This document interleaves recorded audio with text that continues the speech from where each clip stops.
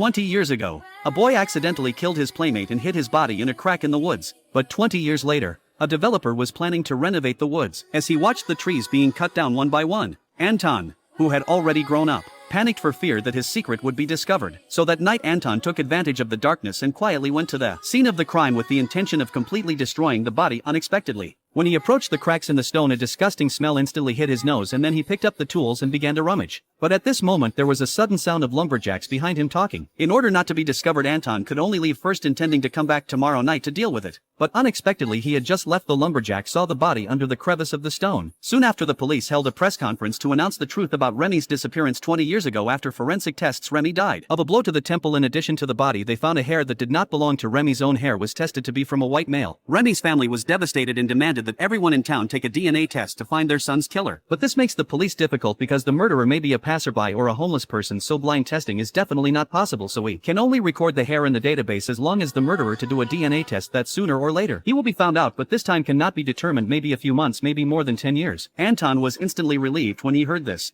thinking that as long as he didn't go for the test in the future, he would never be found out. But what Anton never dreamed of is that this day his girlfriend suddenly found him and said she was already 3 months pregnant and wanted to marry him immediately. But Anton did not want to admit that the child may not be his. But his girlfriend threatened him that if he did not recognize the child, then he would go to the DNA test to prove that the child is his. When he hears the word DNA, Anton has no choice but to agree to get married. The most ironic part of the movie is that Remy's sister becomes his wife and Remy's parents become his parents. Although Anton escaped the law, he couldn't escape Remy's family, and for the rest of his life he suffered from guilt and fear.